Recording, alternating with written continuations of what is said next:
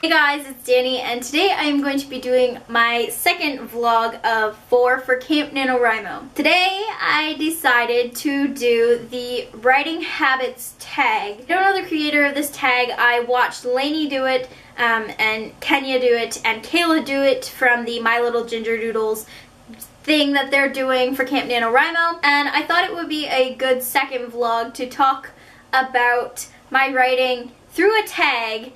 And if you guys have any questions, I might do a Q&A for like my last vlog. So leave questions down below or on my last NaNoWriMo vlog. Now I'm going to do the tag. The first question is typed or handwritten, and I have to say that I am definitely one of those people that prefers to type. This is exactly like what Lainey said for hers.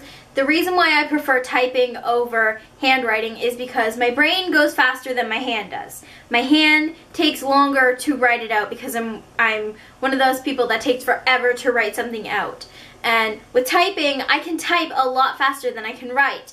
And all of my thoughts are getting out on the computer a lot faster than they would if I were to write it down. Brainstorming, I actually prefer to type too. I'm one of those people where I don't do the circle, like the branching off or the Venn diagrams or anything like that for brainstorming. I don't do it. I don't do the chart where it goes climax, down, lower point, all those. I prefer to picture the book in my mind as a movie, and it'll play through my mind, and there will be specific parts that I will think about and want to write in, and I'll start typing.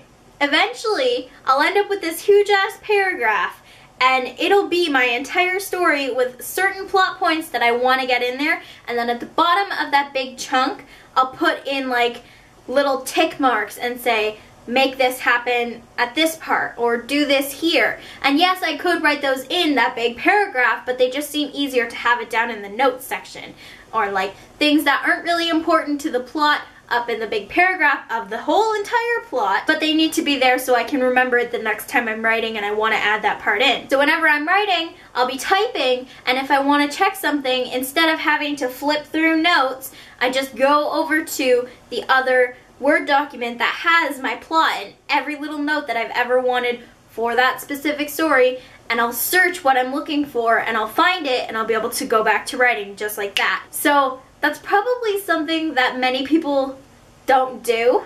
I think people prefer to actually hand write out their plot stuff, but I'm definitely a typer. I prefer to do it all on the computer. And yes, I know that it's a little bit more stressful because I could lose it, but I do have it saved on both my computer and a memory stick, and I email it to myself, so I'm safe. And if all else fails, I will end up writing it out. And like if I'm out somewhere and I haven't had the chance to put it on my computer because I've come up with an idea out in the middle of somewhere, I'll put it in the notes on my phone. I also keep a copy in there of notes and stuff like that. And if I'm writing and I remember where I left off on my computer, I'll pick up on my phone and then transfer it to my computer. I'm very pro technological writing rather than handwritten. Question number 2 is cursive or handwritten.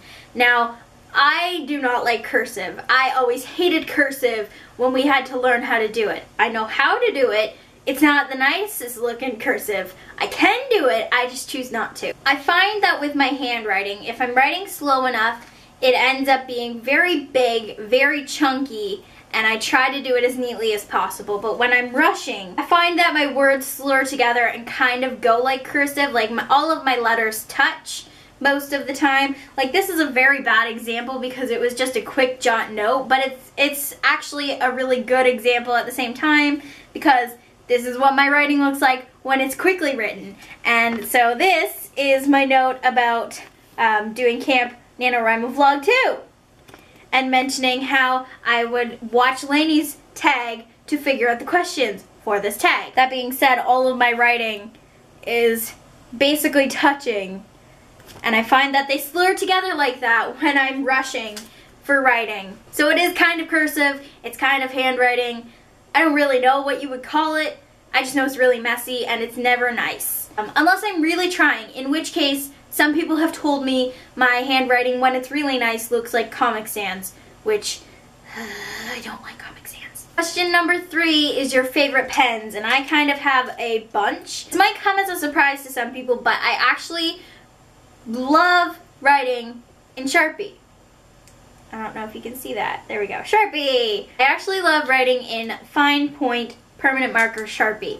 And I know that's not good because as soon as I mess up, I'm going to have to white it out and white it out on the other side because it leaks through the page.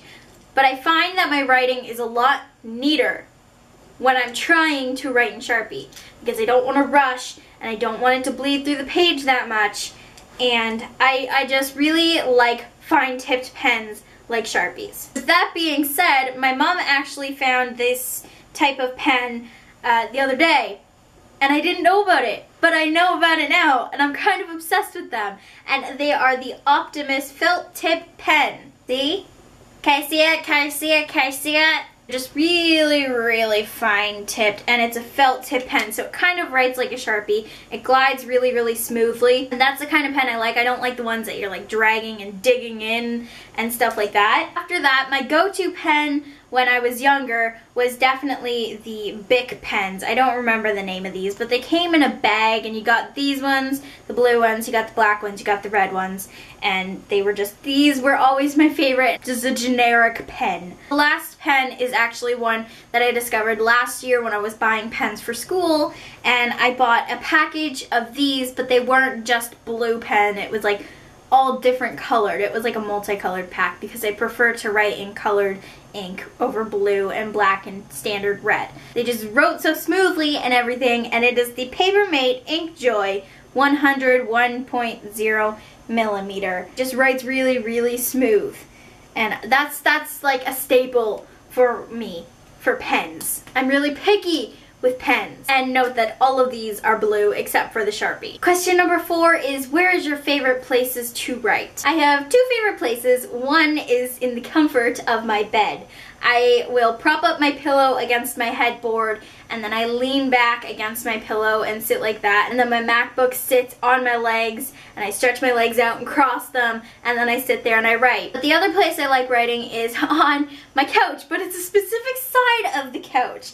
It is on the right-hand side of the couch because that's the side that the table is on. So I can put my legs up on the table, or I'll either curl my legs up under me on the couch so that my feet aren't touching the floor or anything. Not that they would touch the floor if I were sitting with my feet dangling down because I'm too short for that. But I'd tuck them up under me and I'd rest my computer either on my lap if I were stretched out, but if they're tucked up, then I'd sit it on the arm of my couch. So those are usually the 2 places I write. I do have a desk, but I don't write there. I actually don't really even sit there most of the time. I really need to start doing that, but I just find that it's easier to write in my bed and on the couch rather than at the desk. Question number 5 is, who are your 5 favorite authors in terms of authorial styles? So that's like in terms of how they write, like their writing style, I guess. I have to say that these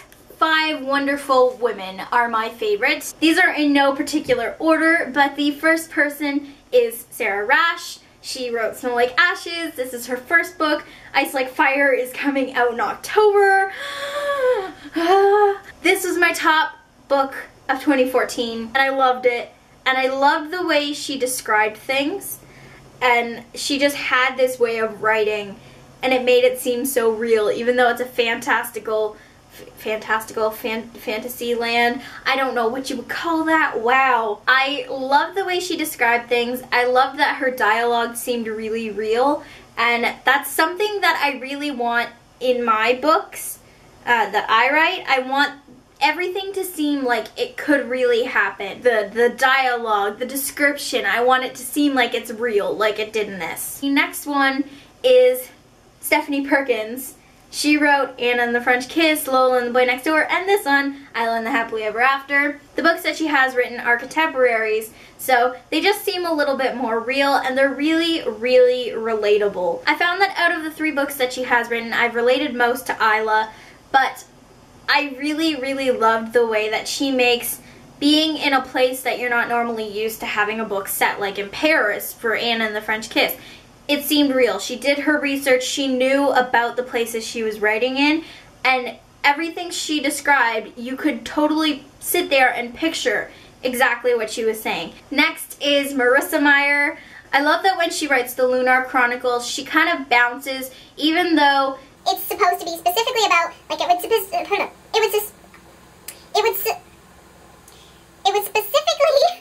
how many times do I have to say that? It would specifically supposed to be, there we go, about this certain, wow, that's a tongue twister. It was specifically supposed to be about the certain character that the book's named after. Like Cinder would be about Cinder, and it was. Scarlet was supposed to be about Scarlet, and technically it was. Cress was supposed to be about Cress, and it was. At the same time, she still bounced around to other characters in the story. So much going on, she wasn't able to stick to just one character, or else you wouldn't get the full effect of the book. She knew that we would have questions about the other characters, while what was going on with the characters we were reading about. Like, we wouldn't know that if she hadn't have bounced around. And I like that she gave us that jump around so that we could see what was happening with all the other characters that we had been introduced to and were curious about and things like that. Next is Tahereh Mafi, and she obviously wrote the Shatter Me series. I really like the way she wrote first person, and I like that we got to see what Juliet was writing in her journal, even if it wasn't like full journal entries. For example, not in this book, but it happened more in the first two books. If Juliet was writing something, she would cross it out, Tahereh would cross it out. But on top of that, if Juliet was like writing something, she'd repeat it over and over, and it kind of gave you a glimpse into her mind, if that makes sense. I mean, I don't really know how to explain that. It's just, I really, really liked her writing style. It's different from a lot of books that I've read, and I can't wait until she writes another book. Can she just write a book in Warner's point of view? And the last, but certainly not the least, is Rainbow Rowell's writing everything. She's perfect. She makes her characters so believable, so relatable. Everything she writes just makes you feel like you're part of the story. I related to Kath in this book so much, like molecular level. Me and Kath were one. I am her, she is me. I feel like I'm singing I Am the Walrus. This is actually the only book by her that I have read. I do own Eleanor and Park, and I will be reading it soon. I just really love the way she makes you feel like you're a part of the story, and the way that she writes her characters and her dialogue and everything that has to do with the characters and everything that has to do with the book. It's relatable, and that's what I love most about it. It's something that I can be like, yes, I know what that feels like. Number 6 is your favorite books on writing, and I haven't used books on writing since I was about 13, so I don't really have any. Eventually, I will pick up some more books on writing craft and stuff like that, but at the current moment, I don't have any. Number 7 is Have You Competed in NaNoWriMo? I started NaNoWriMo in November of 2014. Number 8 is Have You Won NaNoWriMo? No, I have not. I started for the first time in November of 2014, like I said, but I didn't finish at all. I got over halfway in, and I still was not caught up with where I was supposed to be, so I just kind of gave up. But I'm participating in Camp NaNoWriMo right now. I'm doing good, and I'm not going to give up this time. So by the end of this month, I will have completed a NaNoWriMo, and I definitely think I'm going to make my goal. Question number 9 is, have you had anything published? If having an article in a school newspaper counts as anything, then yes. And if publishing fan fiction when you were younger counts as anything, then yes. No, I am not telling you my usernames, and no, I am not going to tell you what kind of fan fiction I was writing. Question number 10 is the project you are working on now. I touched base a lot in my first vlog. I am currently in the first draft of a new adult novel called Paper Planes and Where We Land, and this is the cover that I showed for the first time in my last vlog, and I'm kind of obsessed. I think it relates more to the beginning of the novel because it's written in 3 parts, like I said in my last vlog. The first part is the past, and it's when the characters are like from 14 to 18, so it's kind of set in the YA area. The main chunk of the book in the present is written in their 20s, so that's the part that's considered new adult, and then the epilogue is going to be the future. I am actually very excited. I think it's going to be more than 30,000 words, but that's my goal for my Camp NaNoWriMo this year. And if I beat that, and I still have more to go, I will feel very accomplished. Most of the other story things that I mentioned previously are usually about 30,000 words, except for the one which is over 100,000 words and still not finished. Question number 11 is your soundtrack to writing. I have quite a few soundtracks for my writing that I listen to, mainly the writing playlist that I have on my iTunes. Mainly that's compiled of One Direction music and the Civil War's music and whatever songs I feel relate to the books. So currently it's One Direction, the Civil Wars, the song Paper Planes by, I forget their name. Whoa, whoa. Said where you land is where I'm gonna be. And a couple other songs that I really enjoy listening to, like my favorites for this month. Other than that, I just kind of listen to whatever I can, and sometimes I'll go on Spotify because now I can actually access the app in Canada. A while ago I couldn't, but now that I can, I go on and I search writing playlists and calm music and indie music and alternative music, like the soft stuff that's easy to play in the background while I'm writing. And question number 12 is your writing pump-up song. Now for mine, it's usually whatever my favorite song is at the moment. Currently, I'm kind of bouncing between Salted Wound by Sia and surprisingly a kind of old song which is Latch by Sam Smith, but that might be because I'm learning both of those on the guitar, or have learned both of those on the guitar and might be doing a cover soon. But really it's just whatever my favorite song is at the moment, so yes. And my battery is flashing that it's going to die, so I suppose this is the end of this video because that was the last question. So yes, I'm going to wrap this up fairly quick because I don't want my camera to die on me. So that is it for this second vlog for my Camp NaNoWriMo. I will be doing another one sometime next week, and then the final one at the very end of the month, and that one will probably be a Q&A regarding my story and how my time through Camp NaNoWriMo was. Oh my god, I officially have 3 minutes to film and my camera is dying. I need to go. So this is the end of this video, you guys. Comment down below any questions you have, and I will see you in my next video on my next Camp NaNoWriMo vlog. Bye! Ah!